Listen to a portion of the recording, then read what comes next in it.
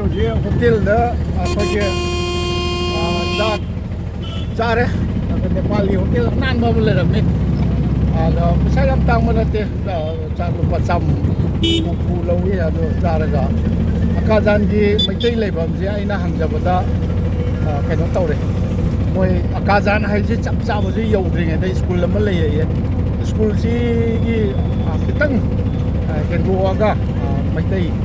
ꯃꯅꯤꯄꯨꯔꯤꯒꯤ ꯌꯨꯝ ꯂꯩꯕꯗꯣ ꯍꯧꯖꯤꯛꯀꯤ ꯑꯩ ꯑꯣꯇꯣ ꯇꯣꯡꯉꯒ ꯆꯠꯆꯔꯤ ꯉꯁꯥꯏ ꯀꯩꯅꯣꯗ ꯂꯥꯛꯄ ꯂꯝꯕꯤꯗꯨꯅꯤ ꯕꯣꯒꯤꯕꯤꯜ ꯊꯣꯡ ꯂꯥꯛꯖꯗ꯭ꯔꯤꯕꯨꯔꯗꯩ ꯂꯥꯛꯄ ꯂꯝꯕꯤꯔꯣꯝꯗꯨꯗ ꯑꯃꯨꯛ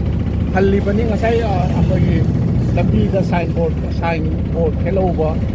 ꯑꯩ ꯊꯦꯡꯅꯖꯔꯦ ꯑꯀꯥꯖꯥꯟ ꯍꯥꯏꯅ ꯑꯗꯨ ꯌꯧꯐꯥꯠꯇ꯭ꯔꯤꯉꯩꯗ ꯑꯣꯏꯔ ꯃꯥꯜꯂꯦ ꯑꯗꯨ ꯌꯧꯔꯒ ꯑꯩ ꯑꯀꯥꯖꯥꯟꯒꯤ ꯃꯩꯇꯩꯁꯤꯡꯗꯣ ꯀꯔꯝꯍꯥꯏꯅ ꯑꯗꯨꯗ ꯎꯅꯖꯔꯝꯃꯒ ꯑꯩ ꯉꯁꯤꯁꯤ ꯙꯦꯃꯥꯖꯤ ꯇꯥꯎꯟ ꯇꯥꯟꯅ ꯑꯃꯨꯛ ꯍꯟꯖꯔꯒ ꯙꯦꯃꯥꯖꯤꯗ ꯑꯩ ꯍꯣꯇꯦꯜꯗꯅꯤ ꯈꯪꯗꯦ ꯑꯃꯅꯤ ꯈꯪꯗꯦ ꯑꯩ ꯙꯦꯃꯥꯖꯤꯗ ꯑꯍꯤꯡ ꯂꯦꯛꯄꯒꯤ ꯑꯩ ꯄ꯭ꯔꯣꯒ꯭ꯔꯥꯝꯅꯤ ꯑꯩꯒꯤ ꯁꯦꯗꯨꯜ ꯑꯩꯅ ꯁꯦꯝꯖꯔꯛꯄꯗꯗꯤ ꯑꯗꯣ ꯍꯧꯖꯤꯛ ꯑꯣꯇꯣ ꯇꯣꯡꯉꯒ ꯆꯠꯂꯤ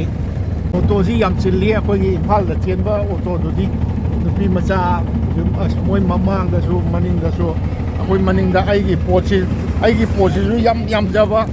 ꯑꯩꯒꯤ ꯄꯣꯠ ꯈꯛꯇꯅ ꯑꯩ ꯌꯥꯟꯕ ꯑꯃꯁꯨ ꯌꯥꯎꯔꯤ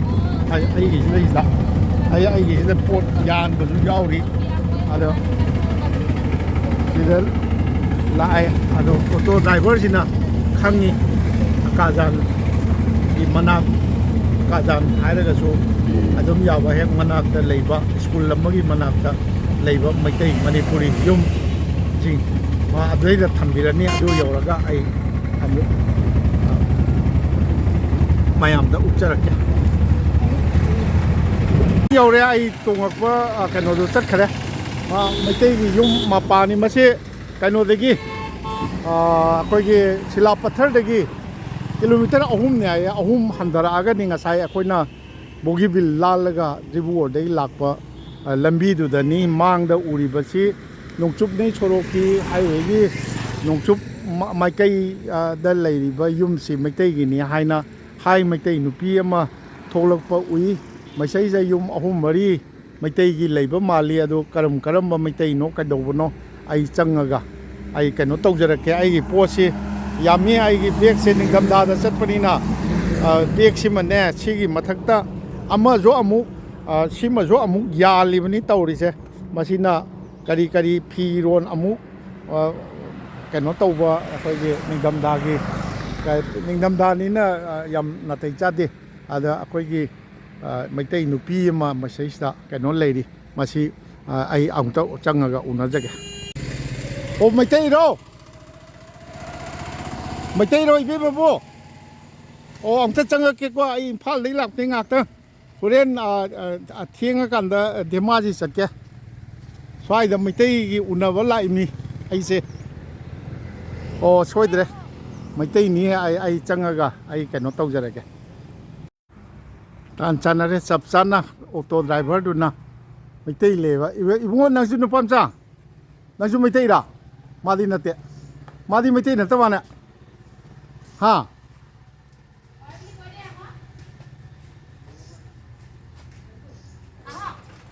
इबेमा अदुगा करिगिनो मादी मैते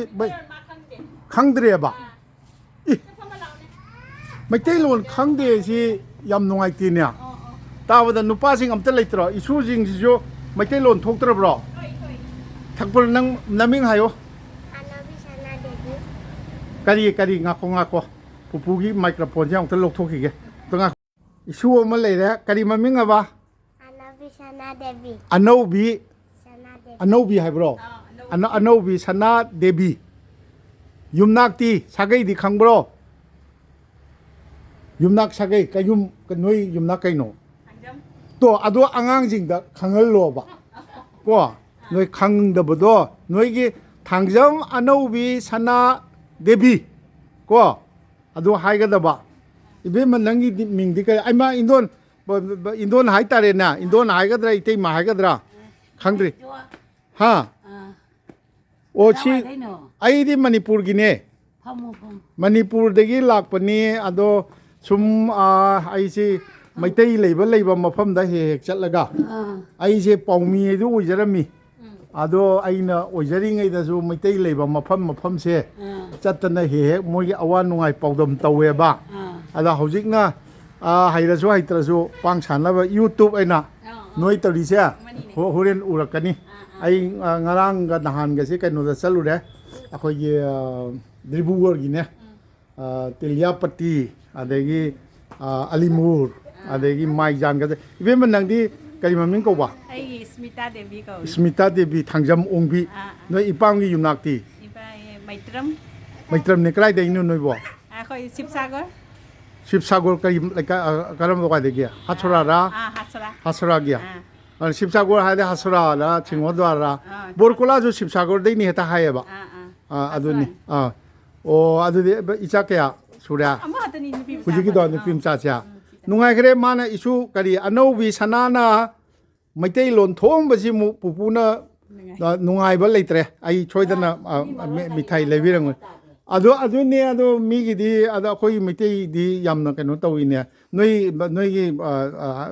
ꯅꯨꯄꯥꯗꯤ ꯏꯕꯨꯡꯉꯣꯗꯤ ꯀꯩ ꯊꯕꯛ ꯇꯧꯔꯤꯕ ꯃꯥ ꯀꯣꯝꯄꯥꯅꯤꯗ ꯊꯕꯛ ꯇꯧꯋꯤ ꯀꯣꯝꯄꯥꯅꯤ ꯌꯨꯝꯗ ꯂꯩꯇꯦ ꯑꯣ ꯀꯝꯄꯥꯅꯤ ꯊꯕꯛ ꯃꯐꯝ ꯀꯥꯏꯗ ꯃꯐꯝ ꯃꯦꯁꯨꯀꯥ ꯑꯔꯨꯅꯥꯆꯜꯗ ꯑꯔꯨꯅꯥꯆꯜꯗ ꯐꯔꯦ ꯏꯕꯦꯝꯃ ꯅꯪꯅ ꯀꯔꯤ ꯃꯥ ꯃꯩꯇꯩ ꯅꯠꯇ꯭ꯔꯣ ꯏꯆꯥꯅꯨꯄꯥ ꯌꯥꯏꯃꯅ ꯂꯧꯕ ꯅꯤꯡꯉꯣꯜ ꯀꯩꯅꯣ ꯃꯤꯁꯤꯡꯂꯣ ꯀꯩꯅꯣ ꯃꯌꯥꯡ ꯇꯦꯈꯥꯎ ꯀꯩꯅꯣ ꯅꯣꯏ ꯇꯦꯈꯥꯎꯕꯨ ꯍꯥꯎꯋꯦꯅ ꯀꯩꯅꯣ ꯇꯦꯈꯥꯎꯅꯤ ꯇꯦꯈꯥꯎꯗꯒꯤ ꯑꯩꯈꯣꯏ ꯃꯩꯇꯩꯅ ꯃꯌꯥꯝ ꯇꯝꯃꯤꯃꯤ ꯑꯗꯣ ꯅꯃꯧ ꯅꯨꯄꯤ ꯃꯩꯇꯩꯂꯣꯟ ꯊꯣꯛꯍꯟꯗ꯭ꯔꯤ ꯀꯩꯒꯤꯅꯣ ꯃꯅꯤꯄꯨꯔꯤ जानो पड़े हाँ अꯉꯥꯡꯗꯤ सिदी नुपा मचा सिदी नते बोय नंग मैते लोन हाइरब्रा नमिंग करी कौवे मामून थोक्तरी मैते लोन तंबीगदवनिको असिदी कनानो से मागी इसा नुपा अहनजु लेरिब्रा मोइदी थबक लोइ चन्नरंगनिने लाव बोय लाव सदैदा सुजे नंग नमिंग करी कौवे एगी नमीन भार्गव सिंह भार्गव थांजम भार्गव युमनाक तंबियोबा हा युमनाक आंगांजिंगदा युमनाक तंबिगदबनी युमद मैतैलोन अदों ngangadबनी नोय थोंगान थोखरदी मैतैलोन nganगबा याररोय अदो मोय nganगदबनी नत्रदी नंग स्कूल कारबो मैतैलोन नचिन हायो काबरा स्कूल काबरा कारे हायो कारे क्लास क्या क्लास 5 तो तमे नंगी नचिन नाव क्या सुई अनि नंगना अहल नंगी दादाई ममिंग करी कवी दीप सिंह थांजम दीप सिंह अस अनौवी सनाना इनौ नुसिगरे सुजिंगजिदे फरे नोई सी स्वागिसे अकाजान अदुम हाइबरो अकाजान सम बोंगाली गांव अकाजान सिदा नोई मिते युम कया लेगे अखोय जुम मरी मंगा लेरी युम मरी मंगा जि नोई सिदा अनि लेरे आई सिगादर पुन्ना अनि अदगी अतैदी अदवासिगा अहुम चानपा अहन जे तोंगाना चागरे ओ तोंगान चारिबा नचा नुपा से सिजु सि युमसि थारगा अहुम अदगी असोंगी नाकंगी सिरा सिगिसा काउंटा बोबो मथा लाइत्रा आई चंगिने चंगे कनो तौसिने आई लेगिने चाका थखिसिने कदाइदनो अहाव मिठाइगा लेगा चासिने ओ सोंगी जो आई नचा नुपा अहंदी करी थबक तौरिबा गाड़ी थौरे गाड़ी दोइना थवनिंग दबा मोइना चेलगा गाड़ी थौना लाय होइना गाड़ी थौ पैसा थोक्तरदी कमाइ लेनेगा हां होइने पैसा थोक्तरदी अइना ड्राइवर से पाम दबा इतै महागद्रे इबे महागद्रे गिभाम ताद्रे आई जे आंगांग नत्रे चही उम्बुद्रा सुरा अमनी अइना चही उम्बु ओ अदुदी इबे महारगे को अदु इबे महारगे हाय जे कनोदी नुपादी लेगिद्रे इचान पा तो बसे था चहीमगा था म फावदा ले मा लेरदी चही के अमुक सुरनी ए चही उजी जामा मारे इचान पा तना चही फना जा मेति थाना ओ अदुदी इतै मा हागे नुपी एजिदी चही लेते बा नुपागी मतुंग इंदोइनी ꯅꯨꯄꯥꯗꯨꯅ ꯑꯩꯉꯣꯟꯗꯒꯤ ꯁꯣꯏꯗꯅ ꯍꯜꯂꯝꯃꯅꯤ ꯑꯗꯨ ꯑꯣꯏꯇꯥꯔꯒꯗꯤ ꯏꯇꯩꯃ ꯑꯗꯨꯝ ꯍꯥꯏꯒꯦ ꯏꯇꯩꯃꯗꯤ ꯀꯔꯤ ꯂꯝ ꯅꯤꯡꯉꯣꯅꯣ ꯑꯩꯗꯤ ꯑꯥꯗ ꯀꯩꯅꯣ ꯍꯣꯖꯥꯏꯒꯤꯅꯦ ꯍꯣꯖꯥꯏ ꯀꯔꯤ ꯈꯨꯟꯒꯤ ꯊꯝꯕꯥꯜ ꯂꯧꯕꯤꯒꯤ ꯊꯝꯕꯥꯜ ꯍꯧꯕꯤ ꯊꯝꯕꯥꯜ ꯍꯧꯕꯤ ꯊꯝꯕꯥꯜ ꯍꯧꯕꯤꯗꯤ ꯊꯝꯕꯥꯜ ꯍꯧꯕꯤꯗꯤ ꯍꯧꯖꯤꯛ ꯊꯝꯕꯥꯜ ꯂꯧꯕꯤ ꯍꯥꯏꯗ꯭ꯔꯃꯤ ꯀꯩꯅꯣ ꯀꯩꯅꯣꯝ ꯍꯥꯏꯕꯅꯤ ꯕꯥꯂꯥꯟꯗꯔꯔꯣꯝꯗ ꯅꯠꯇ꯭ꯔꯣ ꯊꯝꯕꯥꯜ ꯍꯧꯕꯤꯁꯦ ꯅꯟꯗꯄꯨꯔꯒꯤ ꯃꯈꯥꯗ ꯅꯟꯗꯄꯨꯔꯒꯤ ꯃꯈꯥꯗ ꯑꯣ ꯑꯠꯆꯥ ꯑꯠꯆꯥ ꯅꯟꯗꯄꯨꯔꯗꯤ ꯃꯃꯥꯡ ꯂꯩꯀꯥꯏ ꯃꯅꯤꯡ ꯂꯩꯀꯥꯏ ꯂꯩꯔꯦ ꯑꯗꯨꯒꯤ ꯑꯃꯨꯛꯁꯨ ꯃꯈꯥ ꯅꯟꯗꯄꯨꯔꯒꯤ ꯍꯦꯛ ꯃꯆꯤꯟꯗ ꯐꯝꯕꯗꯣ ꯑꯗꯨꯒꯤ ꯍꯦꯛ ꯍꯣꯂꯥꯗꯨꯒꯤ ꯋꯥꯡꯃꯗ ꯊꯝꯕꯥꯜ ꯂꯧꯕꯤ ꯊꯝꯕꯥꯜ ꯍꯧꯕꯤ ꯑꯣ ꯍꯥꯟꯅꯗꯤ ꯊꯝꯕꯥꯜ ꯂꯧꯕꯤ ꯍꯥꯏꯅ ꯍꯥꯏꯔꯝꯃꯤ ꯑꯣ ꯀꯔꯤ ꯍꯧꯖꯤꯛꯅ ꯃꯤꯂꯤ ꯕꯣꯁꯇꯤ ꯍꯥꯏꯔꯦ ꯑꯣ ꯅꯨꯄꯥꯗꯤ ꯀꯩ ꯊꯕꯛ ꯇꯧꯔꯝꯒꯦ ꯁꯥꯏꯀꯦꯜ ꯗꯨꯀꯥꯟ ꯐꯝꯃꯝꯃꯤ ꯁꯥꯏꯀꯜꯒꯤ ꯗꯨꯀꯥꯟ ꯁꯤꯗꯩꯁꯤꯗ ꯁꯤꯂꯥꯄꯊꯔꯗ ꯁꯤꯂꯥꯄꯊꯔꯗ ꯃꯩꯇꯩ ꯅꯨꯄꯥ ꯑꯩꯈꯣꯏꯒꯤ ꯀꯩꯅꯣ ꯁꯨꯕ ꯑꯃ ꯂꯩꯕ꯭ꯔꯣ ꯀꯔꯤ ꯁꯤꯂꯥꯄꯊꯔꯗ ꯍꯥꯟꯅ ꯃꯤꯇꯩ ꯕꯥꯃꯣꯟ ꯑꯃ ꯂꯩꯔꯝꯃꯦꯕ ꯀꯔꯤ ꯊꯕꯛ ꯇꯧꯔꯝꯃꯤ ꯗ꯭ꯔꯥꯏꯚꯔꯅꯦꯗꯨꯁꯨ ꯃꯅꯤꯄꯨꯔꯒꯤꯅꯤ ꯃꯣꯏꯅ ꯃꯅꯤꯄꯨꯔꯒꯤ ꯁꯨꯝ ꯂꯩꯔꯝꯕ ꯁꯨꯝ ꯂꯩꯔꯝꯕ ꯂꯝꯒ ꯂꯩꯅ ꯈꯣꯠꯇꯅ ꯂꯩꯔꯝꯃꯤ ꯑꯣ ꯑꯗꯨꯒꯤ ꯐꯨꯔꯤꯠ ꯇꯨꯕ ꯗꯨꯀꯥꯟ ꯑꯃ ꯂꯩꯕ꯭ꯔꯥ ꯍꯥꯏꯕ ꯃꯩꯇꯩꯒꯤ ꯇꯨꯕ ꯁꯤꯒ ꯂꯩ ꯀꯩꯅꯣꯗ ꯁꯤꯒꯩ ꯆꯠꯂꯒ ꯒꯦꯁ ꯑꯦꯖꯦꯟꯒꯤ ꯃꯈꯥꯗ ꯑꯃ ꯁꯣꯝꯗ ꯃꯤꯇꯩꯁꯨ ꯃꯅꯤ ꯑꯍꯨꯝ ꯂꯩꯕꯅꯦꯕ ꯂꯩꯌꯦꯕ ꯍꯧꯖꯤꯛꯁꯨ ꯁꯅꯥꯅꯤ ꯁꯅꯥ ꯑꯍꯟꯗꯣ ꯂꯩꯈꯤꯗ꯭ರೆ ꯑꯗꯣ ꯃꯣꯏ ꯒꯦꯔꯦꯖ ꯇꯧꯔꯝꯕꯅꯦꯕ ꯒꯦꯔꯦꯖ ꯇꯧꯔꯝꯕꯗꯨꯒ ꯑꯗꯩ ꯂꯩꯈꯤꯗ꯭ꯔꯦ ꯑꯍꯟꯗꯨꯁꯨ ꯂꯩꯈꯤꯗ꯭ꯔꯦ ꯍꯅꯨꯕꯁꯤꯡꯁꯨ ꯂꯩꯈꯤꯗ꯭ꯔꯦ ꯍꯧꯖꯤꯛ ꯃꯆꯥ ꯃꯁꯨ ꯉꯥꯛꯇꯅꯤ ꯂꯩꯔꯤꯁꯦ ꯑꯣ ꯑꯗꯨꯗꯤ ꯒꯦꯁ ꯑꯗꯨꯗꯤ ꯍꯧꯖꯤꯛ ꯅꯣꯏꯒꯤꯗꯤ ꯂꯧꯁꯤꯡ ꯂꯩꯕ꯭ꯔꯣ ꯀꯔꯝꯍꯥꯏꯅ ꯇꯧꯏ ꯂꯩꯇꯦ ꯌꯨꯝꯐꯝ ꯁꯤꯇꯅꯤ ꯌꯨꯝꯐꯝ ꯁꯤ ꯈꯛꯇꯅꯦꯕ ꯌꯨꯝꯐꯝꯗꯤ ꯄꯇꯥ ꯅꯨꯡꯗꯥ ꯂꯣꯏ ꯂꯩ ꯃꯤꯌꯥꯗꯤ ꯀꯩꯅꯣ ꯇꯧꯗ꯭ꯔꯤ ꯇꯧꯗ꯭ꯔꯤꯌꯦꯕ ꯆꯍꯤ ꯀꯌꯥ ꯁꯨꯔꯒꯦ ꯂꯩꯔꯛꯏꯁꯦ ꯃꯁꯤ ꯑꯩꯈꯣꯏ NRCꯒ ꯂꯣꯏ ꯊꯣꯛꯑꯕꯅꯤ NRC ꯀꯔꯤ ꯀꯔꯤꯗꯤ ꯂꯣꯏꯅꯃꯛ ꯊꯣꯛꯑꯕꯅꯦꯕ ꯂꯣꯏ ꯊꯣꯛꯑꯦ ꯑꯩꯈꯣꯏꯒꯤꯁꯤꯗ ꯁꯤꯗ ꯂꯩꯔꯤꯕꯁꯤ ꯃꯤꯁꯤꯡꯅ ꯌꯥꯝꯕ꯭ꯔꯣ ꯀꯔꯤꯅ ꯌꯥꯝꯒꯦ ꯑꯁꯤ ꯑꯀꯣꯏꯕ ꯁ꯭ꯋꯥꯏꯁꯤꯗꯅꯤ ꯑꯩꯈꯣꯏ ꯑꯇꯣꯞꯄ ꯁꯥꯒꯩ ꯑꯗꯨꯒ ꯑꯩꯈꯣꯏꯒꯤ ꯃꯅꯤꯡꯁꯤꯗꯒꯤꯅ ꯁꯣꯝꯗ ꯆꯠꯈ꯭ꯔꯗꯤ ꯍꯥꯎ ꯉꯥꯛꯇꯅꯤ ꯂꯣꯏꯅ ꯍꯥꯎ ꯍꯥꯏꯔꯤꯁꯤ ꯀꯔꯤꯅꯣꯕ ꯅꯣꯏꯅ ꯍꯥꯎ ꯃꯤꯔꯤ ꯃꯤꯁꯤꯡꯗꯤ ꯂꯩꯕ꯭ꯔꯣ ꯃꯤꯁꯤꯡꯅꯤꯅꯦ ꯍꯥꯎ ꯃꯤꯁꯤꯡ ꯍꯥꯏꯁꯦ ꯃꯤꯔꯤ ꯍꯥꯏꯔ ꯑꯠꯆꯥ ꯑꯠꯆꯥ ꯑꯠꯆꯥ ꯑꯗꯒꯤ ꯁꯛꯇꯤ ꯑꯩꯈꯣꯏꯒ ꯆꯞ ꯃꯥꯟꯅꯩ ꯃꯣꯏ ꯆꯞ ꯃꯥꯟꯅꯩ ꯅꯨꯄꯤ ꯃꯆꯥꯁꯤꯡꯒꯗꯤ ꯆꯞ ꯃꯥꯟꯅꯩ ꯑꯩ ꯍꯧꯖꯤꯛ ꯑꯩꯗꯤ ꯅꯨꯄꯤ ꯃꯆꯥꯕꯨ ꯃꯩꯇꯩ ꯅꯨꯄꯤ ꯃꯆꯥꯕꯨ ꯑꯣꯏꯔꯕꯣꯏ ꯅꯤꯡꯉꯨꯔꯦ ꯑꯗꯒꯤ ꯑꯩꯈꯣꯏꯒꯤ ꯁꯣꯝꯗ ꯏꯅꯥꯎꯅꯨꯄꯤꯒꯤ ꯌꯨꯝ ꯑꯃꯒ ꯂꯩꯔꯤ ꯅꯠꯇꯦ ꯏꯇꯩꯒꯤ ꯃꯤꯡ ꯀꯔꯤꯒꯦꯕ ꯔꯥꯁꯃꯅꯤ ꯗꯦꯕꯤ ꯃꯤꯡꯒꯗꯤ ꯌꯥꯝ ꯐꯖꯈ꯭ꯔꯖꯥꯠꯅꯤꯅ ꯔꯥꯁꯃꯅꯤ ꯑꯩꯈꯣꯏ ꯏꯃꯥꯅ ꯌꯥꯝ ꯄꯥꯝꯖꯔꯝꯕ ꯃꯁꯨ ꯅꯨꯄꯤꯗ ꯔꯥꯁꯃꯅꯤꯅ ꯊꯣꯜꯂꯝꯃꯤ ꯑꯩꯅ ꯊꯣꯟꯗ꯭ꯔꯦ ꯑꯩꯅ ꯏꯃꯥꯅ ꯊꯣꯟꯕꯗꯣ ꯊꯣꯟꯗ꯭ꯔꯦ ꯅꯨꯡꯁꯤ ꯑꯗꯣ ꯐꯔꯦ ꯑꯗꯨꯗꯤ ꯏꯁꯨ ꯁꯤ ꯃꯩꯇꯩꯂꯣꯟ ꯇꯝꯕꯤꯌꯨꯀꯣ ꯃꯔꯣꯟ ꯊꯣꯛꯇ꯭ꯔꯤ ꯅꯨꯄꯥꯅꯅꯦ ꯅꯆꯥ ꯅꯨꯄꯥꯅ ꯖꯍꯥ ꯃꯧ ꯄꯣꯔꯛꯄꯗꯨꯗꯤ ꯄꯨꯖꯔꯛꯁꯅꯨꯁꯦ ꯃꯩꯇꯩ ꯐꯅꯦꯛꯀ ꯁꯦꯠꯍꯜꯂꯨ ꯁꯦ ꯃꯣꯏꯒꯤ ꯀꯩꯅꯣꯗꯧꯅ ꯂꯩꯍꯟꯒꯅꯨꯁꯦ ꯐꯅꯦꯛ ꯁꯦꯠꯇ꯭ꯔꯦ ꯍꯧꯖꯤꯛꯀꯥꯟꯗ ꯅꯠꯇꯦ ꯐꯅꯦꯛ ꯁꯦꯠꯍꯜꯂꯨ ꯑꯗꯒꯤ ꯃꯩꯇꯩꯂꯣꯟ ꯉꯥꯡꯍꯜꯂꯨ ꯃꯣꯏꯒꯤ ꯍꯧꯖꯤꯛꯀꯥꯟꯒꯤ ꯂꯣꯡꯄꯦꯟ ꯁꯦꯠꯄꯗꯣ ꯑꯗꯨꯅꯤ ꯑꯗꯨ ꯂꯥꯏꯔꯤꯛ ꯍꯩꯕ꯭ꯔꯣ ꯃꯥꯕോ ꯍꯩꯕꯅꯤ ꯂꯥꯏꯔꯤꯛ ꯍꯩꯌꯦ ꯐꯩ ꯑꯗꯨꯗꯤ ꯑꯁꯣꯝꯒꯤꯁꯨ ꯑꯃꯨꯛꯇ ꯆꯪꯒꯦꯅꯦ ꯅꯠꯇꯦ ꯊꯛꯁꯦ ꯑꯩ ꯑꯁꯣꯝꯗ ꯑꯃꯨꯛꯇ ꯆꯪꯒꯦꯅꯦ ꯑꯁꯣꯝꯒꯤ ꯌꯨꯝꯁꯦ ꯕꯣꯕꯣꯛ ꯃꯆꯥ ꯂꯩꯕ꯭ꯔꯥ ꯌꯦꯡꯉꯨꯇ ꯇꯥꯂꯥꯕꯟ ꯇꯧꯔꯤꯌꯥ ꯑꯁꯣꯝꯒꯤ ꯌꯨꯝꯁꯤꯃ ꯇꯥꯂꯥꯕꯟ ꯇꯧꯔꯤ ꯍꯥꯏꯔꯦ ꯁꯣ ꯂꯣꯜꯂꯤ ꯍꯥꯏꯔꯣ ꯑꯉꯧꯕꯤ ꯁꯅꯥ ꯏꯁꯨꯅ ꯍꯥꯏꯔꯣ ꯑꯁꯣꯝꯒꯤ ꯏꯕꯣꯍꯣꯏꯒꯤ ꯌꯨꯝꯗꯤ ꯁꯣ ꯂꯣꯜꯂꯤ ꯍꯥꯏꯌꯣ ꯍꯥꯏꯔꯣ ꯍꯥꯏꯌꯣ ꯑꯁꯣꯝꯒꯤ ꯕꯣꯕꯣꯏꯒꯤ ꯌꯨꯝ ꯃꯤ ꯂꯩꯇꯦ ꯁꯣ ꯂꯣꯜꯂꯤ ꯑꯗꯨꯃꯥꯏꯅ ꯍꯥꯏ ꯐꯔꯦ ꯑꯗꯒꯤ ꯑꯇꯩ ꯀꯔꯨꯝꯕ ꯑꯇꯩ ꯃꯩꯇꯩ ꯃꯅꯨꯡꯂꯣꯝꯗ ꯑꯃꯨꯛꯇ ꯆꯠꯀꯦ ꯔꯣꯁꯅꯥ ꯂꯩꯇ꯭ꯔꯥ ꯁꯤꯅꯤ ꯑꯀꯥꯖꯥꯟ ꯍꯥꯏꯁꯤ ꯌꯧꯔꯕꯅꯤꯀꯣ ꯁꯦ ꯑꯁꯣꯝꯗꯁꯨ ꯃꯤꯇꯩ ꯌꯨꯝ ꯑꯃ ꯂꯩꯌꯦ ꯍꯥꯎ ꯅꯨꯄꯤ ꯃꯤꯉꯣꯟ ꯂꯧꯕ ꯑꯃ ꯑꯗꯨ ꯃꯥꯏ ꯃꯆꯥꯁꯤꯡꯗꯤ ꯀꯩꯅꯣ ꯑꯣꯏꯍꯜꯂꯤꯕ꯭ꯔꯣ ꯃꯆꯥꯁꯤꯡ ꯂꯥꯏꯔꯤꯛ ꯇꯝꯃꯤ ꯑꯗꯨ ꯃꯩꯇꯩ ꯑꯣꯏꯔꯤꯕ꯭ꯔꯥꯕ ꯃꯤꯇꯩ ꯑꯣꯏꯔꯤ ꯃꯩꯇꯩꯂꯣꯟ ꯊꯣꯛꯄ꯭ꯔꯣ ꯊꯣꯛꯏ ꯑꯠꯆꯥ ꯑꯗꯣ ꯑꯃꯨꯛꯇ ꯆꯪꯒꯦꯅꯦ school ꯆꯠꯂꯝꯃꯅꯤꯅꯦ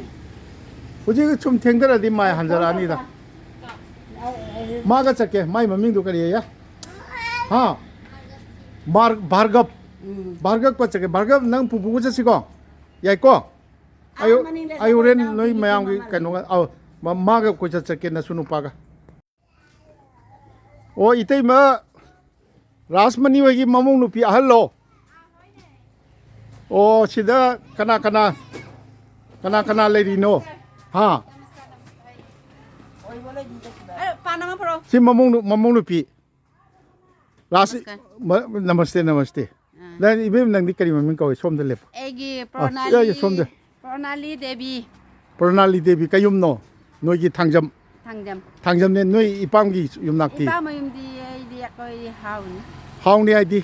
how mane how gi te khau ra ba te how miri te khau haung na te khau ne te khau miri ro nang mai nang mai te lon phajana thoi na aduni na nang mai te nu pi oi re ha mai te da ongam ni na mai te oi le nu pi gi di Mitay ni na ojay mitay da lai aro mitay ole aro nang na khwai li mai te nu pi da mai te masa da mai te lon thok ta le re che ai kari aduga ibe maming kari ba hu ji da kari Eigi mamin Pranali Devi thangjam Pranali Devi na khoi gi kari te khong ningol ne ba miri ningol ni nupa gi ming kari ko Nipa gi Otul Singh thangjam Otul da ong ya to mai te lon phajana thue sini na kai no kai ai kai ba kai no ne khang na su hai aro da kano di ai di imphal legi lak pane imphal ai je chum somda maitai sumaina unaba he chatlage na chatpa hor abani hana su chalai maitai leiba mafam jingda ai kadane marag ma sumana la adi ko sinungai abung ko sumana marag da lao la lakani ko da su puna la indo na mafami sinanga no asi Eigi mama Eigi ma ima kano gi mamang da leiba rasmani se Eigi imani se ima di he apukpa Eigi ngonda pokpa imani o adudi maitai lon thokte thokte miri ne ba namaskar kaino maite ai ahom ya leite kaino hau maite ai ba leite akoi te khau gi khangde te khau do ai mi na ngang ba di kari hai no ngang thok pa ngamde ada ba su khangde ba maite marondo di bangla di khara ngang ba su ngamme ba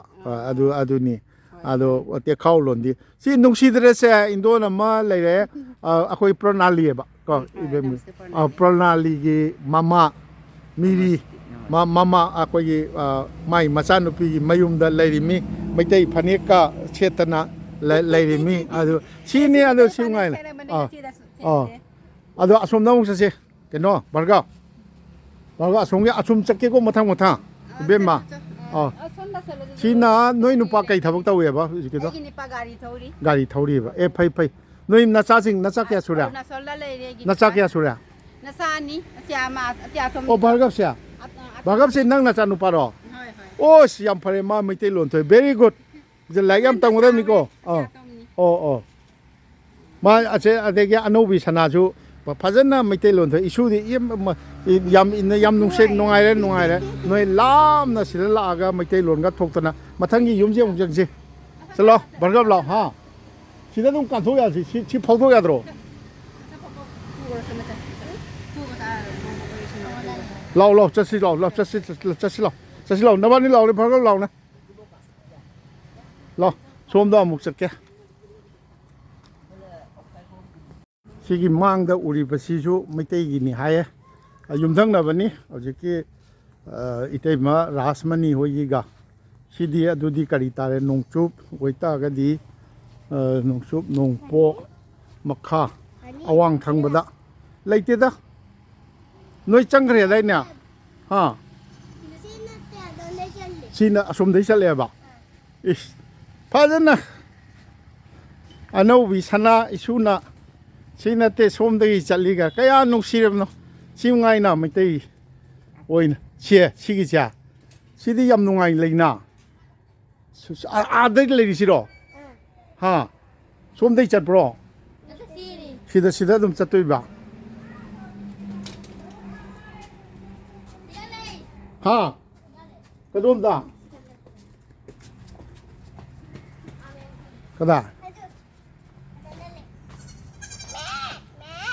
sida leira ibe mai tai ro yum di kara siro โอ้เลยแต่ว่าชงกิสดีไม่ได้นัตบรา มันนี่อาชิสุมิ อาชิจุไม่ได้ละเบียมดีการิมิงกว่า มูบิเดบิกาวรี โอ้กายุมโน ฮิจัม นุปาดีเลยการิทับตัวเลยฮิดระอิชาสิงดี อิจานิปามาขากะเลย โอ้จะชิดที่การิทับตัวริบา ถ้าบอกว่าดีเด้อชูเด็ดด้าดุมวงดาตาลายนูอามาดุมเชม โอ้อะไรกันโนดีโลกสิงดีเลยบรอ เลยเตะจุมพัมชิตันนี่ ยุมบอมสิดเนี่ยบ่ยุมบอมดีปตากาดีตาระบ่ตาเรียบ่โอ้อีปามดีกราไว้กินโน หัวใจ หัวใจการิคุณเกีย ก็บาลันดา บาลันเดอร์เกียโอ้อะดูดีว่าจะอีโมทีดรี มองทีเด้อ โอ้อีโมจุเลยบรอสิดา มองดูหัวใจดีอ่างขิงดูอิจานิปาอันนี้นี่เอง อ๋ออามันน่ะชนจอยเกาหลีอามันน่ะดีเรียนเกาหลีอะไรกี้ชนจอยน่ะชิบชาโกได้เลย โอ้ทับกตัวริบะ ได้พอรวยริบะ อ๋อได้พอรวยสนุกจ้าโอ้ยสนุก อะดูนั่นแหละชุนิปังไอ้ตัวอาดดุมไลแต่มามีน่ะเมติกตัวทาโลได้เสียหลังน่ะบายน่ะโอ้เมติกตัวสกุลโลทาดงนิงดะระบะจาตาตะตัมบะชุนุงไงอะดูกินชิคายิโนชิไม่หูบรอไม่หูบนะที่หาเมียงชังโกยโอ้หาเมียงก็อย่าลอยเกียหาเมียงอันนี้ก็เลยอันนี้ค่ะโอ้ยพายเนี่ยหาเมียงดีตั้งเงี้ยเนี่ยพอมาดีไม่ได้หรอเอ้ยเบี้ยมจะไม่ได้หรอการิมิงกว่ารสนาkayu no ตาวรามานาไกนวนี่ KHONGCHAT ตาวรังบัมก็อีปามใครได้หนูมาดิอีปามดิมาดิอะตัวไกนอตาริยะชิลงกรมปานีกินนิงวนนี่ว่าทุกคนไม่ได้นิงวนละตรบะก็อีโนคาซิโร่ไกโนคาซิยานะเดี๋ยวเข้าเนี่ยเดี๋ยวเข้าหรอแต่ก็ไม่ได้ลนดิทั่วบนตรอbola buji pa อาชาบุจิไปบุจิไปอาชาอะดูมากินุปาดีคุยน้ำปานนี่โอ้อินานุปานลาวริบะอะดูมาซาปุกตรอคุยอันนี้ข้างเลยอะดูมวยเดอังดูดิไม่ได้ลงงังบรองังเงียผู้ชิกเลยบรออังไม่มาซาจินบ่ไม่มาซามาทับชูจักรเร่โอ้เจ้าระบะไม่ได้ลนดิพัฒนงังอีกก็มาจูไม่ได้ลนตั้มพลโลมานิงวนดูดิไม่ได้ดัดหาจารีมีไม่ได้ดัดหาจารีบ่บัวปัทโทระไปบัวปัทโทขังนี่เนี่ยโอ้ไปอะดูดิอาชียุมสิจูไม่ได้เนี่ยบ่ชีไม่ได้นี่ชีคุยเชี่ยหันนี่ควายหันกันนู่นดูนั่นตรอเต็มลาสมันนิวกิมายุนดูนั่นตรอสิบ่โอ้ไอ้สังกัลไลเนี่ยมวยมันนิ่งนี่นะสิเดียอาชีน่าอยู่ปากิจุมนี่โอ้บ้ามากิเสียอาชีเลยบรอมีเลยบรออาชีนี่เช่โอ้มาอุกิเนี่ยบ่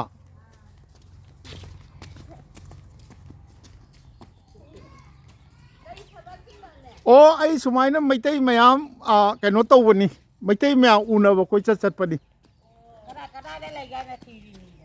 ก็ได้แต่ไม่ได้เลยเก้ก็เดาเก้ไม่ได้ยาใจนะอะไรเลยคมจันแล้วก็มาพัมได้ทำคมจันแล้วก็มาพัมได้เลยเป็นนั่นตระกับไอ้ปุ่งใจโถก็ไม่ได้งักตั้งไงเราจุดพัตโตรฮะไม่ได้จริงยี่ปุ่งใจโถแต่น่ะก็ได้แต่เลยแต่น่ะจักขี้มาพัมได้ไม่ได้เลยแต่ดีใหญ่แต่น่ะเดี๋ยวว่าจริงนะจักขี้มาพัมได้เลยบางมันก็ไม่ได้ดีก็ดีงามุดด้วยบ้างada aku uji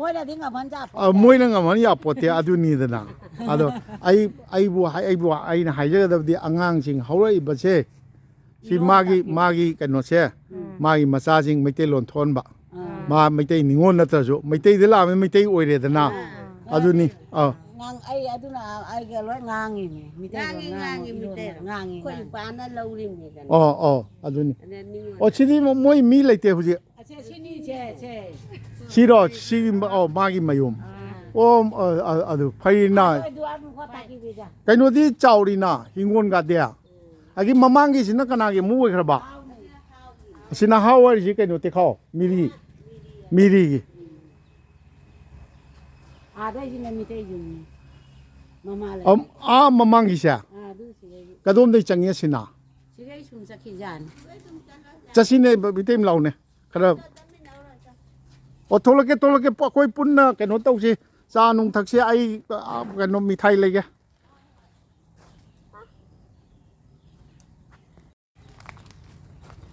anau bi sanana lam isuna lam jing mi madi yam khan kadom dono nang sali du bo ya dori bo chalo chalo chalo chalo chalo chalo chalo ha isunu pisi lai roi dori phagara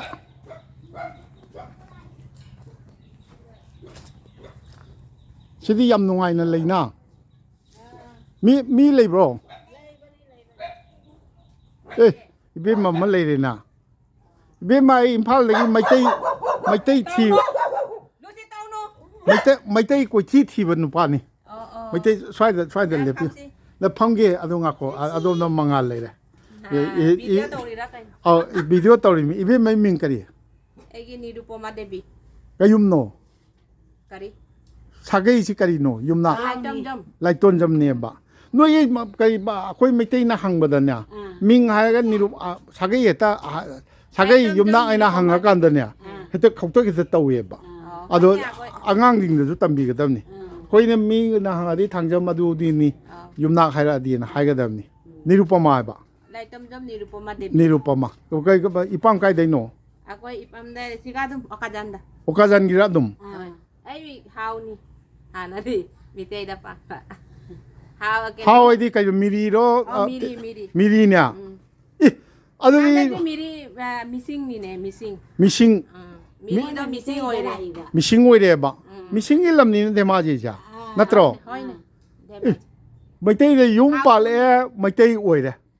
sidai ma nunga Ai mitay oire uji. sidai na nunga yo ka de phani ka cheli jing o ibe ma o kari nirupama che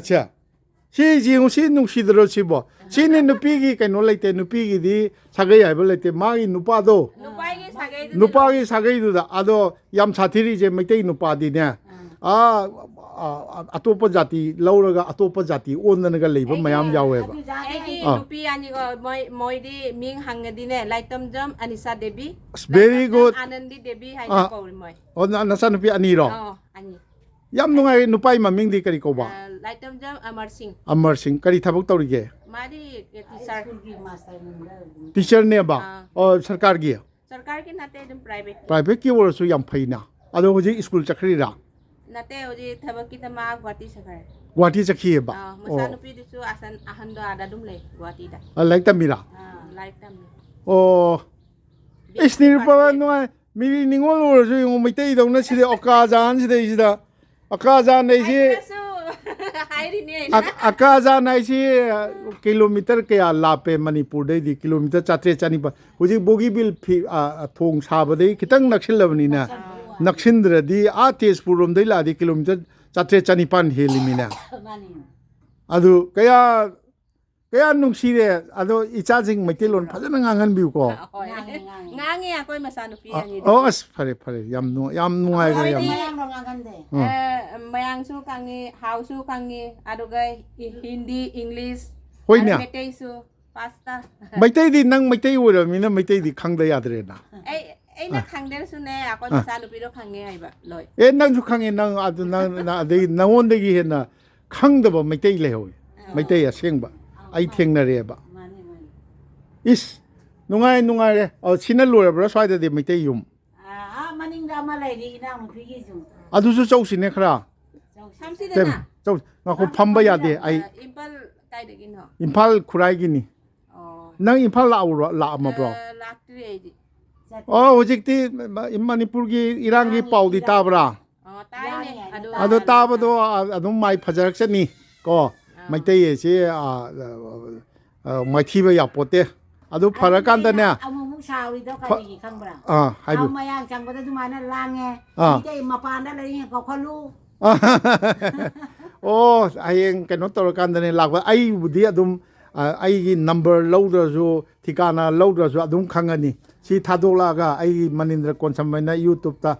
phajara ju phajadra ju adum tho abani aduna adum khangani ba ado kudong char kan da unaw oh piramge Pila na ay masa nupi ujig lakani. lakani ya School de. Dui ba. da amuk changa ke keno amuk changa ke mamangi le do amta chau se la pro Ay how keno dal. สิงอีเบมานิรุปมานะยังบิวตัวดิเซมายุมดับพัมเดียดีให้ดีมีดีนิงวนนี่ห้องนิงวนนี่นะให้จะดี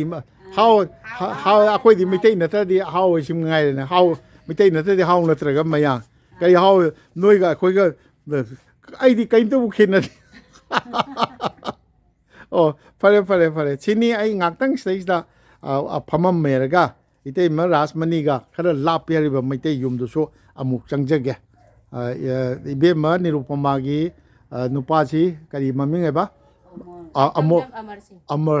tonjam amar si di ꯑꯩꯈꯣꯏꯒꯤ ꯑꯣꯖꯥ ꯑꯣꯏꯔꯤꯌꯦ ꯉꯁꯤꯒꯤ ꯑꯣꯏꯅꯗꯤ ꯒꯨꯋꯥꯍꯥꯇꯤꯗ ꯃꯁꯥꯒꯤ ꯊꯕꯛ ꯑꯃꯒꯤ ꯒꯨꯋꯥꯍꯥꯇꯤꯗ ꯆꯠꯈꯤꯅ ꯂꯩꯇꯦ ꯃꯆꯥꯅꯨꯄꯤ ꯂꯥꯛꯑꯅꯤ ꯍꯥꯏꯌꯦ ꯃꯆꯥꯅꯨꯄꯤ ꯑꯃꯅ ꯒꯨꯋꯥꯍꯥꯇꯤꯗ ꯂꯥꯏꯔꯤꯛ ꯇꯝꯃꯤ ꯃꯥꯅꯦ ꯁꯤ ꯚꯥꯔꯒꯕꯀꯤ ꯃꯃꯥꯁꯨ ꯀꯩꯅꯣꯅꯤꯅ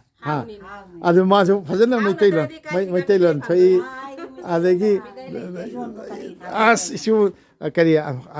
ꯑꯅꯧꯕꯤ ꯁꯅꯥ ꯏꯁ ꯅꯨꯡꯁꯤꯈ꯭ꯔꯦ ꯁꯤ ꯃꯉꯥꯏꯅ ꯁꯤꯅꯤ ꯁꯨꯃꯥꯏꯅ ꯂꯩꯒꯗꯧꯕꯅꯤ ꯂꯥꯏꯔꯤꯛ ꯌꯥꯝ ꯍꯩꯔꯛꯄ ꯀꯣ ꯚꯥꯔꯒꯕ ꯀꯣ ꯂꯥꯏꯔꯤꯛ ꯌꯥꯝ ꯍꯩꯒꯗꯕꯅꯤ ꯐꯔꯦ ꯏꯇꯩꯃ ꯔꯥꯁꯃꯅꯤꯒ ꯇꯧꯔꯒ ꯑꯇꯣꯞꯄ ꯌꯨꯝꯁꯤꯡ ꯆꯠꯅꯅꯕ ꯑꯩꯈꯣꯏ ꯊꯣꯛꯂꯛꯑꯦ ꯍꯧꯖꯤꯛ ꯌꯥꯝ ꯅꯨꯡꯁꯤꯈ꯭ꯔꯦ ꯏꯕꯦꯝꯃꯒꯤ ꯃꯌꯨꯝꯗ ꯃꯤꯁꯤꯡ ꯅꯤꯉꯣꯜ ꯑꯣꯏꯔꯁꯨ ꯃꯩꯇꯩꯒꯤ ꯆꯞ ꯆꯥꯅ ꯑꯁꯤ ꯃꯉꯥꯏꯗꯅ ꯁꯤꯗꯒꯤ ꯍꯦꯟꯅ ꯀꯔꯤ ꯄꯨꯛꯅꯤꯡ ꯊꯧꯒꯠꯅꯤꯡꯉꯥꯏ ꯀꯩ ꯂꯩꯔꯤꯒꯦ ꯍꯣꯏ ꯑꯩꯒꯤ ꯁꯥꯒꯩ ꯃꯥꯡꯍꯟ ꯌꯥꯄꯣꯠꯇꯦ ꯏꯇꯩꯃ ꯔꯥꯁꯃꯅꯤꯒ ꯑꯇꯩ ꯌꯨꯝꯗ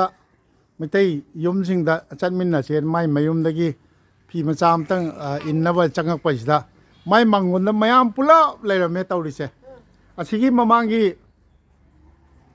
ꯃꯤꯁꯤꯡ ꯀꯩꯅꯣꯗꯣ ꯀꯔꯤ ꯑꯅꯨꯄꯃꯥ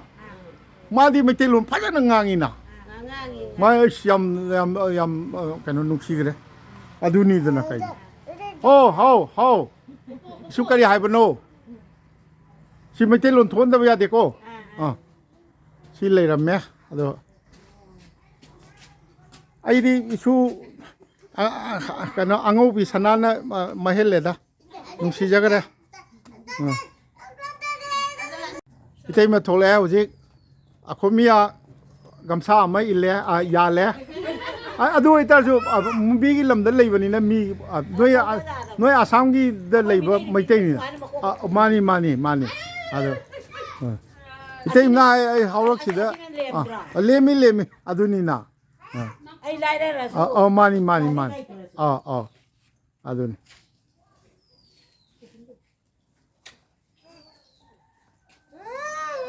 자시 콩랑밤비시야 시기 콩랑밤비시에 이때 만나 타야야 타기분에야 ꯍꯣꯏ ꯑꯣ ꯐꯔꯦ ꯆꯥꯎꯔꯦꯅꯦ ꯆꯍꯤ ꯌꯥꯝꯃꯝꯃꯅꯤꯅ ꯏꯆꯥꯅꯨꯄꯥ ꯄꯥꯔꯦ ꯁꯤꯈ꯭ꯔ ꯃꯇꯨꯡꯗ ꯃꯅꯨꯡꯗ ꯍꯧꯔꯝꯕꯗ ꯑꯩꯅ ꯀꯩꯅꯣ ꯇꯧꯅ ꯀꯔꯤ ꯍꯥꯏꯌꯦ ꯄꯥꯝꯕꯤꯁꯦ ꯃꯁꯥ ꯀꯛꯑꯒ ꯊꯥꯕ ꯑꯍꯨꯝꯒ ꯍꯧꯔꯛꯄꯗ ꯌꯥꯝ ꯇꯤꯔꯁꯨꯟ ꯇꯧꯅ ꯑꯍꯨꯝꯗ ꯁꯨꯃꯥꯏꯅ ꯃꯁꯥ ꯂꯣꯡꯅ ꯍꯤꯡꯉꯛꯏꯕ ꯑꯁꯤ ꯃꯣꯏ ꯂꯣꯏꯅ ꯊꯥꯏꯅ ꯀꯅꯥꯝ ꯕꯥꯀꯤ ꯍꯤꯡꯗꯦ ꯆꯠꯂꯣ ꯇꯩꯅ ꯃꯥꯡ ꯊꯥꯔꯤ ꯃꯩꯇꯩꯒꯤ ꯑꯇꯩ ꯌꯨꯝꯗ ꯆꯠꯆꯔꯤꯅꯤ ꯌꯨꯇꯨꯕꯔ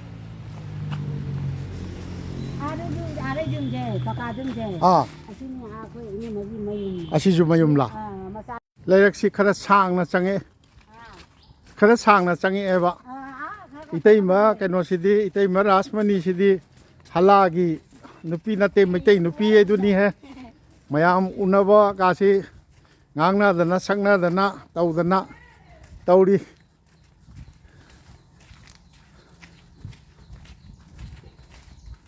ꯌꯥꯝ ꯁꯥꯡꯅ ꯆꯪꯉꯛꯑꯦ ꯑꯩꯈꯣꯏꯒꯤ ꯃꯩꯇꯩꯒꯤ ꯌꯨꯝꯗꯅꯤ ꯑꯩꯅ ꯍꯧꯖꯤꯛ ꯆꯠꯆꯔꯤꯁꯦ ꯏꯁꯨ ꯚꯥꯔꯒꯕꯀ ꯑꯗꯒꯤ ꯑꯅꯧꯕꯤ ꯁꯅꯥꯒ ꯃꯕꯥꯅꯤꯁꯨ ꯌꯥꯎꯔꯛꯏꯌꯦ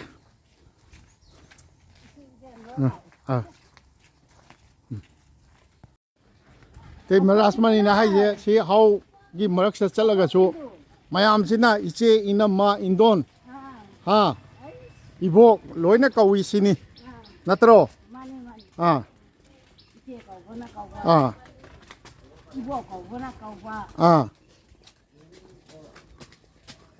여러브라 시 그래 레이버 สิว่าไม่ได้อวยบ่นิ่งบะ นั่นเจ๊ มาลีน่ะ ไม่ใช่ฉัน อีมานมาในก็ไม่ได้กะ เอาจังรู้เวกันเนี่ยada nggak mungkin kau patah ada sok apa lah kau pun. ก็ดีโลนอตัว Mau maroni. มีดีโลนเนี่ยบะจะเข้ามาโลนนะเตี้ยบะอิสพาจันนักขังอินเนี่ยดูนะเดีย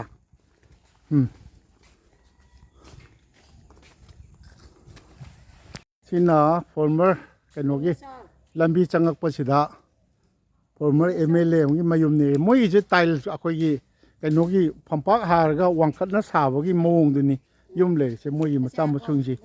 อีนะกูพวกกันสรุปสุยาวดิเจ้าว่าปันเลยนะ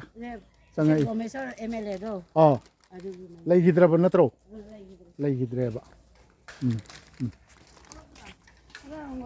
ตัวยุ่มสิมีชิงชิงกี่มีชิงกี่ยุ่มไม่ใช่ฮัลโหลอะไรมีชิงกี่ยุ่มสิตัวคอยมาฆ่ากันว่าตัวละกัน Pak kata lagi ada deh. อีเช่Macam apa ni kau lagi? สิมาฆ่าคอยพัมปักหาร์ก็สาวะไตล์ฟาวเดชั่นกี่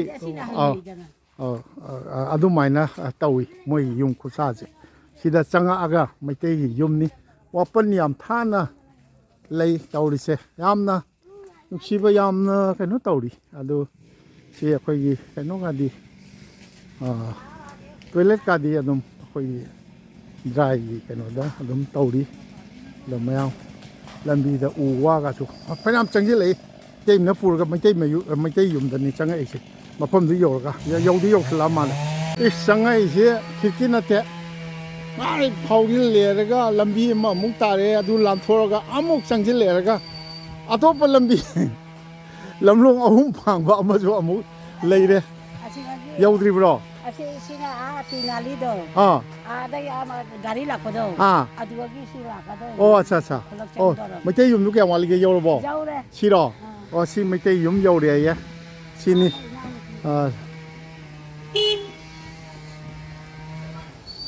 Tadi kita jauh kelas. ใครนุ่มไม่ใช่ลุนนะให้ยาดรันเนี่ยใครนุ่มเนี่ยใครมวยชุกใครนุ่มหรอ Ni lah. Kam kita. Kadai catori, mau langkah apa putar orang na. ไม่ใช่ยุ่มเยอะเลยไม่ใช่ยุ่มเยอะแล้วก็อามุพัฒนาทุลากะอิมุงเดลเลยดิพี่รอนกะโลชิลลัมบมาลีทุลากะเอาจะรักแกMacam apa? Asyiknya jalan. ยุ่มอันนี้เนี่ยมาไม่ยุ่มสิแต่เราเสร็จเลยดิช่าโอ้มาสนุกปาดีใครทำบุกตัวบ้ามิสตรีนุ่งสิ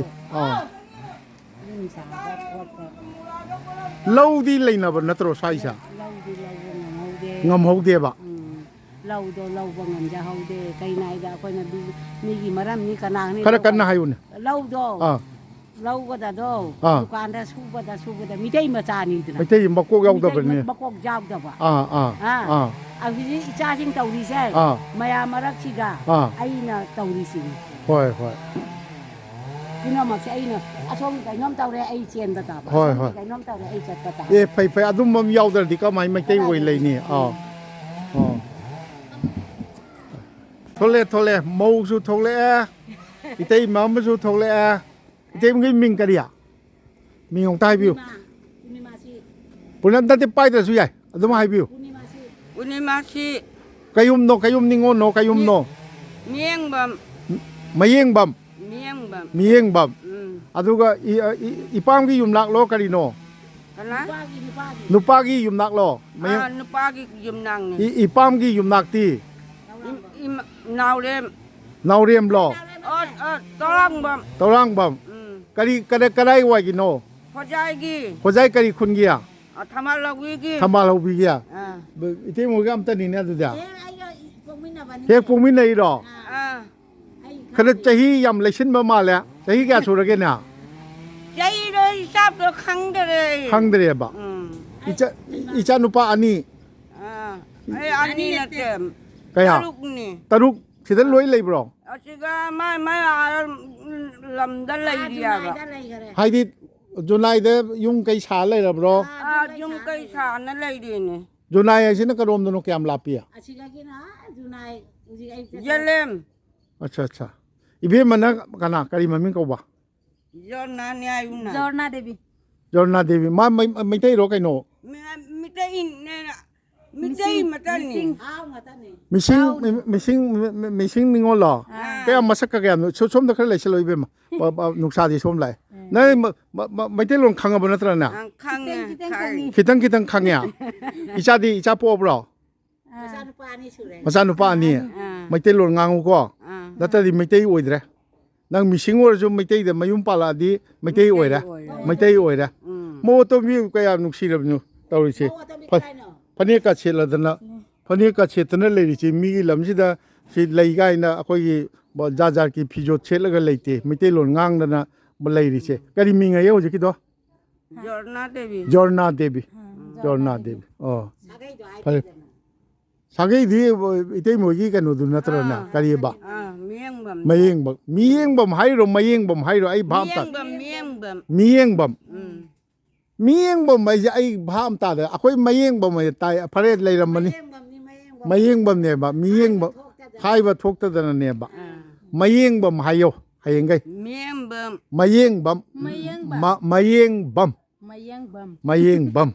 bam hayo is nuksire da ma pam chwai gi ro isan pai chan chwai gi jonai gi ne ba oh phare nungai bro mai tai oi ba nungai bro Nungai ri. oh no nungai la sin mau ato misu ka no ro ma ke khang di ha tha ba di ta tham pa re lak pa mau ani mak missing lo halon hau nya mi dai dia si cha go da le ado moina popo macha do mai tai lon thon ra di loi re ha moina popo macha do namo ani missing ani che sina popo macha do na mai tai lon ngang da di na cha do mai tai oi ba loi re ba mi dai lon ngang lon khang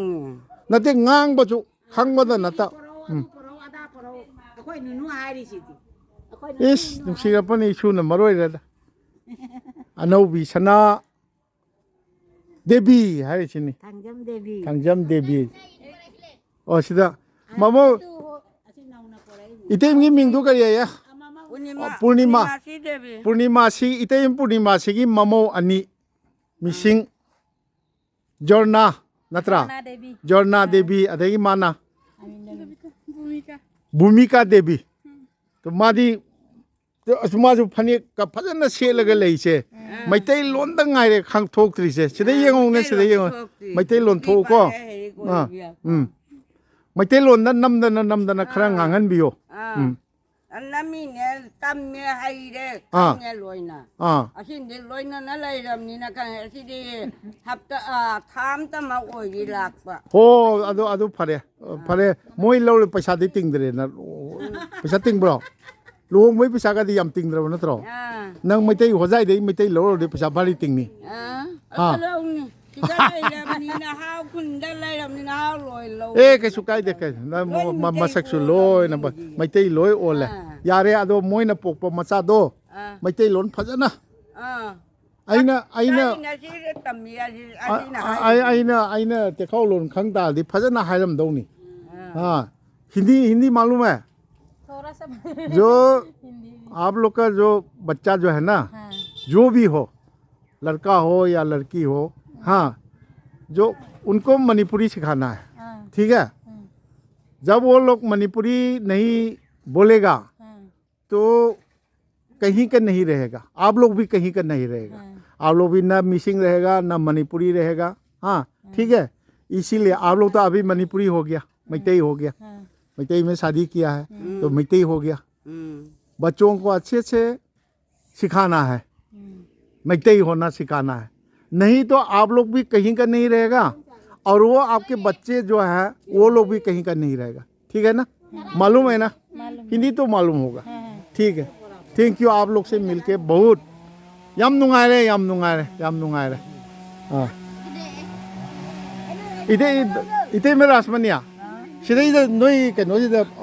AKAJAN ที่มันไม่ใช่แกมเลยกันนะ Yung makoy lagi kita ni. ชี้แกสูแล้วที่อาสมเดาแกสังกัดข้อ Ako'y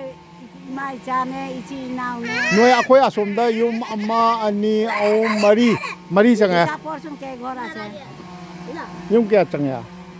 Ama gora te dui gor. Sarigo. Sari gor. Hat ko na siya. Mama. Hat ko. Sab butek ni 7.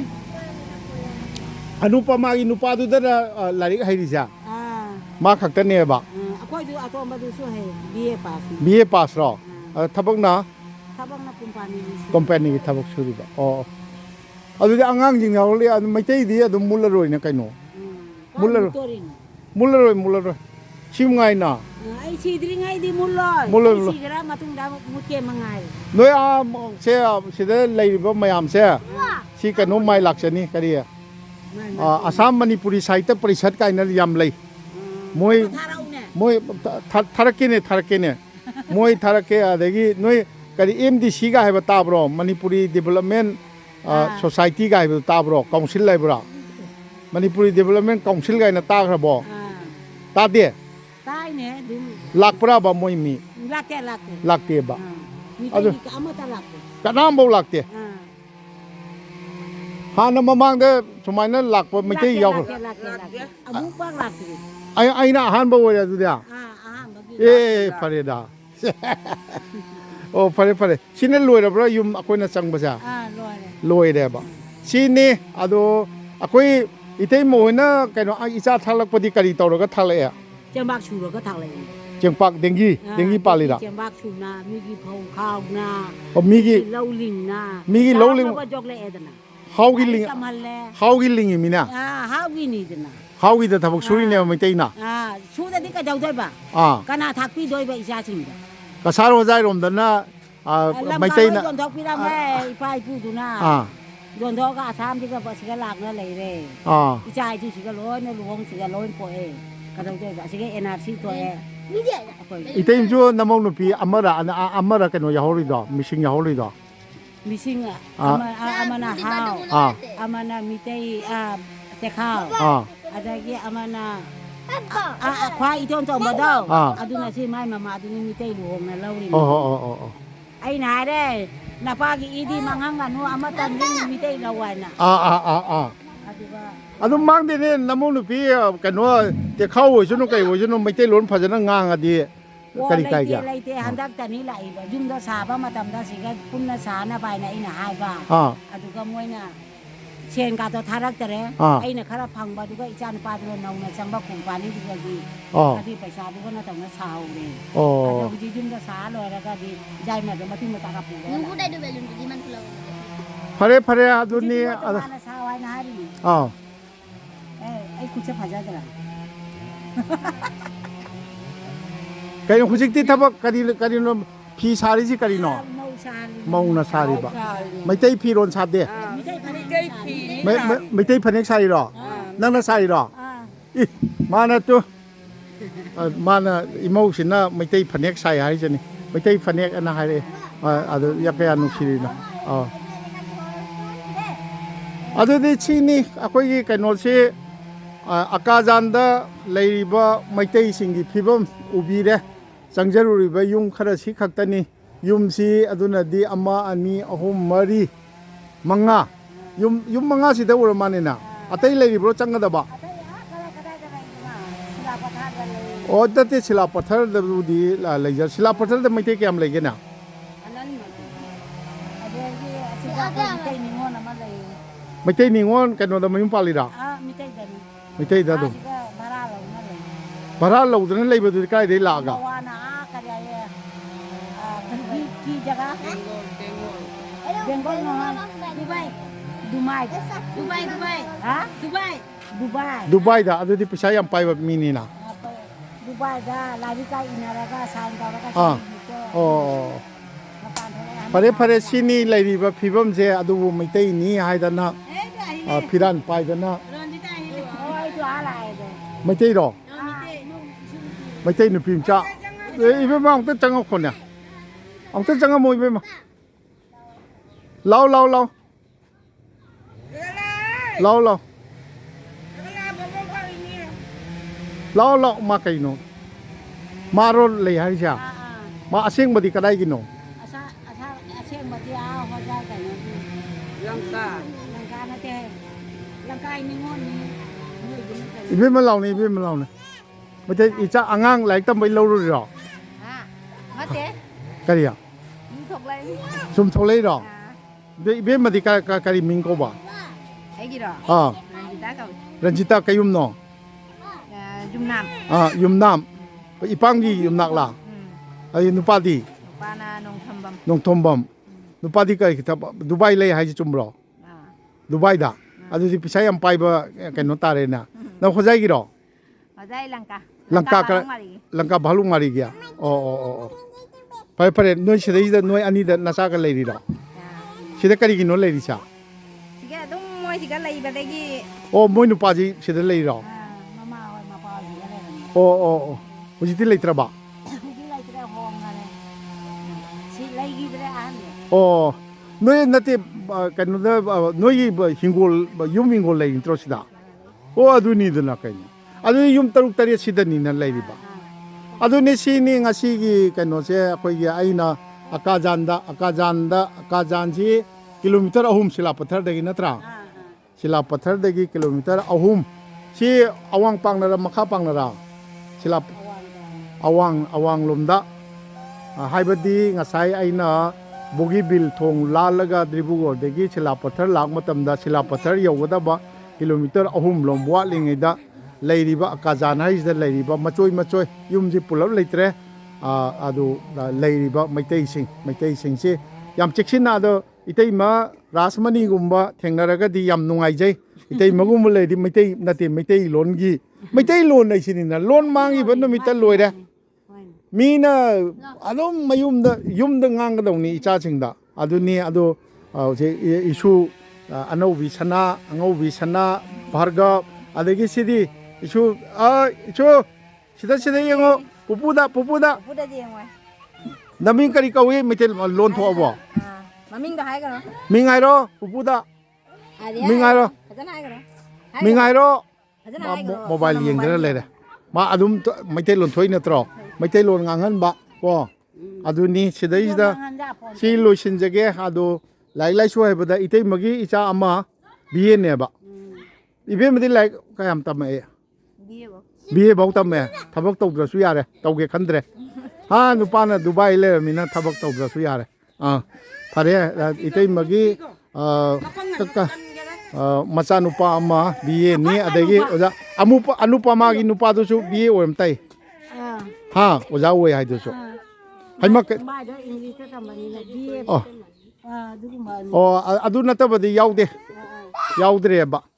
sini leiri se low ingol leina de sorry low leina de ingol di lobam di yumbam di loi leina ri ne labuk ti leite ada hana chempak adagi nupa singna gari chatpa workshop na chingba tawramba aduni matang sida kaino u kakpagi makhon ju yam kanna tawri aduna matang sida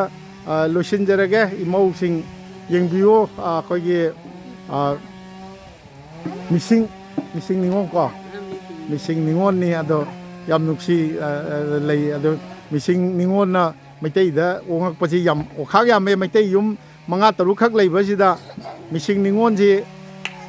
ama ani ahum mari manga bu sure thengnari se adu anupama du di is fajana keno tawi yam thagat ningai ni adu di aigi paigi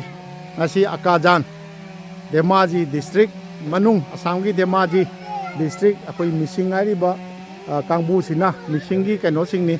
nupi singni phanek setpaga je khoi gi mapan nai bi mayek nai bi dongna khoi gi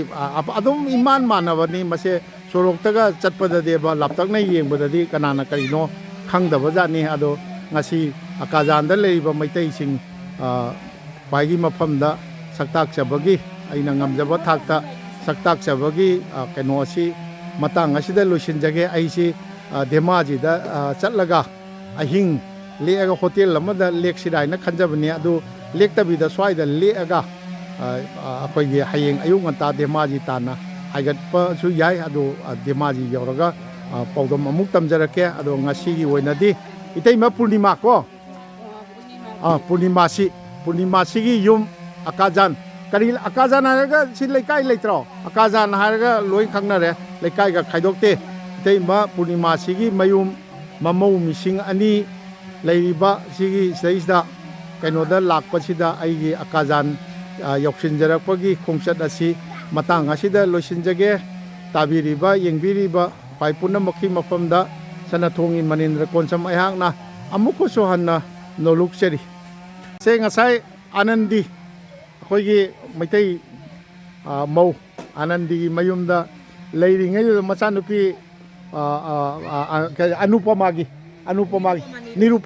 ꯅꯤꯔꯨꯄꯃꯥꯒꯤ ꯃꯆꯥꯅꯨꯄꯤ ꯑꯅꯟꯗꯤ ꯅꯠꯇ꯭ꯔꯣ